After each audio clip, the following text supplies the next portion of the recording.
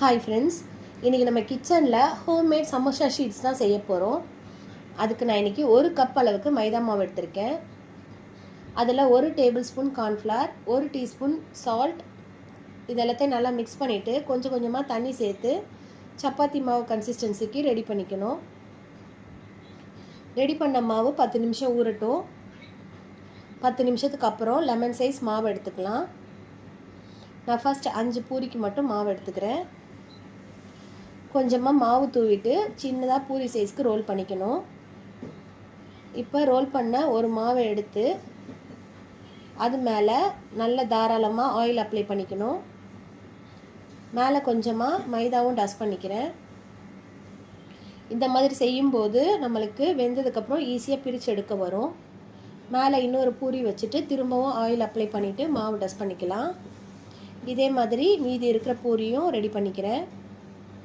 நான் வச்சுருக்க சைஸ் பார்த்துக்கோங்க.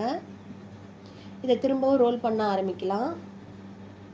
நல்லா பெருசாக ரோல் பண்ணிக்கணும்.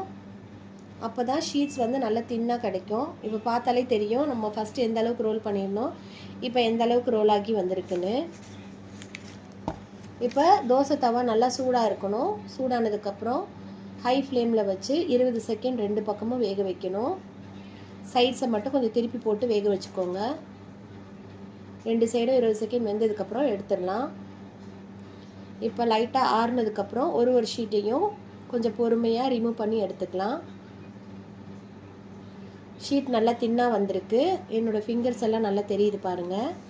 இந்த அளவுக்கு தின்னாக இருந்தால் தான் கிறிஸ்பியாக வரும். இப்போ நம்மளுக்கு தேவையான சைஸில் கட் பண்ணி எடுத்துக்கலாம். மெலிசா வேணுன்னா மெலிசா எடுத்துக்கலாம். கொஞ்சம் பெரிய சமோசா வேணுன்னா கொஞ்சம் பெருசாக கூட கட் பண்ணிக்கலாம். இதுலேயே நம்ம ஸ்ப்ரிங் ரோல் ஷீட்ஸ் கூட ரெடி பண்ணிக்கலாம். இப்போ கட் பண்ண ஷீட்ஸை தேவைன்னா ஜிப்லாக்கில் போட்டு ஃப்ரீசரில் வச்சு ஸ்டோர் பண்ணி கூட யூஸ் பண்ணிக்கலாம். இப்போ சமோசா ஷீட்ஸ் ரெடி ஆயிடுச்சு.